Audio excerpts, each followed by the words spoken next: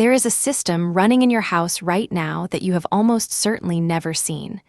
It is behind every wall and under every floor. And when it goes wrong expensively. You turn a tap, you flush, you take a shower.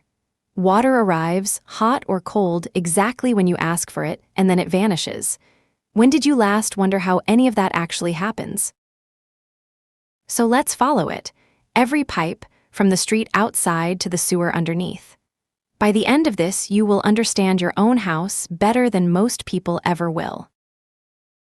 Start with the one idea everything else hangs off. A house does two separate jobs with water. Clean water comes in under pressure. Dirty water leaves by gravity. Two systems, and they must never meet. So where does the clean half begin? Not at your house. It begins miles away at a treatment plant where water is filtered, cleaned, tested, and then pushed out under pressure. It travels through a buried main under your street. And here is the part people find strange. That pipe is pressurized 24 hours a day, whether anybody is using water or not. It is always ready. A smaller pipe taps off the main and runs to your house. That is the service line, and somewhere near the property edge is the point where the city stops paying for it and you start. But what if there is no main? Then the house makes its own. A well is drilled down through the soil until it reaches groundwater, water that is already sitting there underground. Except groundwater will not climb a pipe on its own. A pump does that work, lifting it up the casing and pushing it toward the house, which is why a well house loses water the moment it loses power. City or well, both end in exactly the same place. One pipe through the foundation wall, and the next few feet of that pipe are the most important in the entire building. First, it passes the meter. Every liter turns that dial, and that dial is your bill. It is also the best leak detector you own. Turn everything off, and if it is still moving, something is leaking. Then comes the valve that matters more than any other in the house. The main shutoff.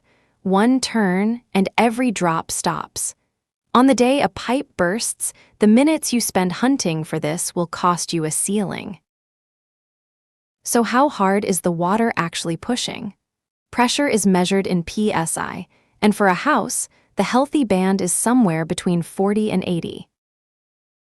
Too little, and the shower is a dribble. Too much is the expensive one. High pressure hammers every joint, kills valves early, and eventually splits a pipe open inside a wall you cannot see. Which is why many houses have a pressure-reducing valve.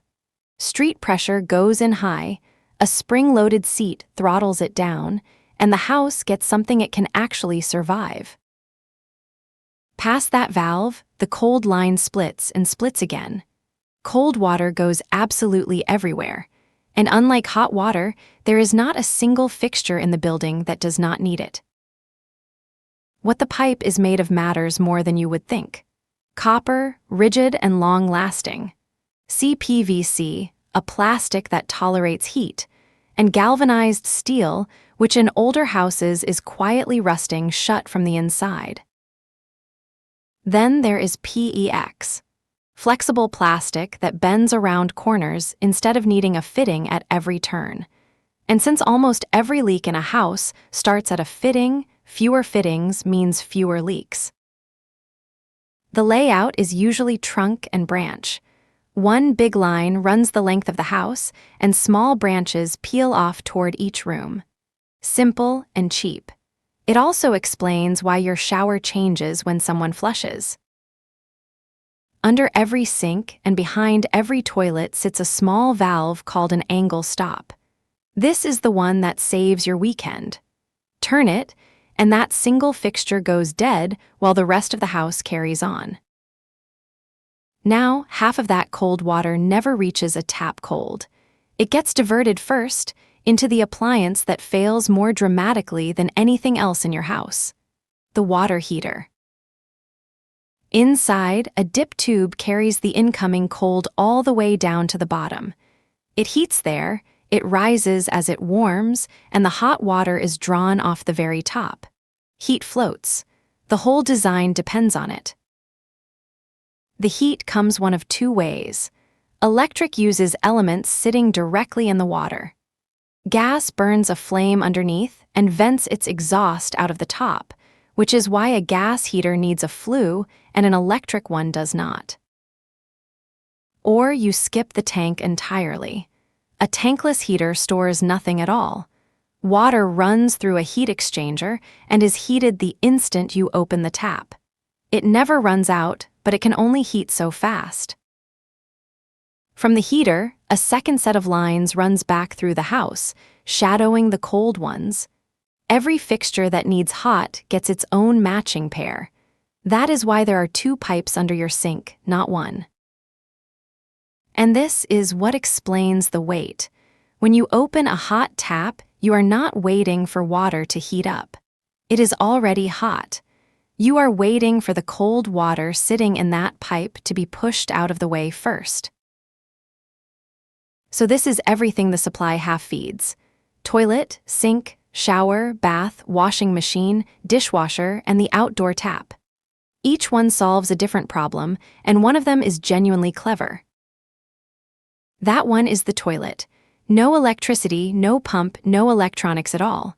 Press the lever, the flapper lifts, and the entire tank dumps into the bowl at once. Watch what that does. It fills the bowl faster than the bowl can drain. Water climbs over the bend behind it, the whole channel runs full, and siphon action takes over, pulling the bowl completely empty. That is the flush. It is just physics.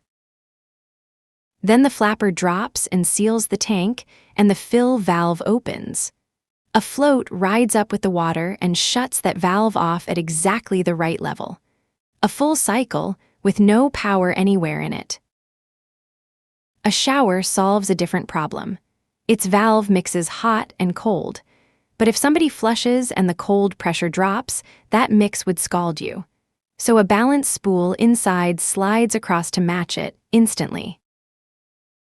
Appliances tap the same two lines. A washing machine takes hot and cold and mixes them itself. A dishwasher takes hot only because it heats the rest of the way internally. And outside, the hose bib, the one tap fully exposed to winter. A frost-free version hides the actual valve deep inside the warm wall, so there is no water left outside to freeze and split the pipe open. That is the entire supply half. Now the other half, and it plays by completely different rules. Supply is pressurized. Drainage has no pressure at all. Nothing pushes the waste. It only falls. Which means every horizontal drain has to slope downhill. The number is 1/4 of an inch of fall for every foot of run, and it is surprisingly unforgiving in both directions. Too flat, and the water sits still and never carries the solids away. But too steep is also wrong. The water races off and leaves the solids stranded behind it. Both extremes end in the same blockage. Now look under any sink and you will find a deliberate U-shaped dip in the pipe. Most people assume it is there to catch dropped rings. It is not. It is doing something far more important than that. It holds a permanent plug of water. Waste falls straight through it, but the water left behind seals the pipe. And sewer gas, which your drain is directly connected to, cannot climb past it. Which is why every drain in the building has one, and why a spare bathroom nobody uses slowly starts to smell. The trap water evaporates, the seal breaks, and the sewer is now open into your house. There is a second way to lose that seal, and it is much faster. A slug of water falling down a pipe drags air along behind it, and that suction can pull the trap water straight out with it. So the whole drain system is vented. Pipes run upward from the drains and out through your roof, letting air in behind the falling water. Those roof pipes are not chimneys. They are what protects every trap in the house. Block 1 and everything goes wrong at once. Drains crawl, fixtures gurgle as they steal air from each other, and the smell comes straight back. 3 completely different symptoms, 1 blocked pipe. All of it collects the same way. Fixture to branch, branch to a vertical stack, and the stack down to one main drain leaving the building. From there, it is out of your hands, almost. In a town, it joins the city sewer main and travels to a treatment plant, where it is cleaned and returned to the environment. Quite possibly, the same plant your clean water came from. Out of town, it goes to a septic tank. Solids sink and become sludge, grease floats to the top, and only the liquid in the middle moves on. The tank is doing separation, not treatment. That liquid goes out to a drain field. Perforated pipes buried in gravel, letting the soil do the filtering. And the tank has to be pumped every 3 to 5 years, because once sludge reaches the outlet, the field is finished. And for when something does block, the system has doors built into it. Cleanouts are capped openings that let a plumber put a snake or a camera straight into the drain. Knowing where yours are is worth real money. Clean water in under pressure. Dirty water out by gravity. Traps to hold back the gas and vents to protect the traps.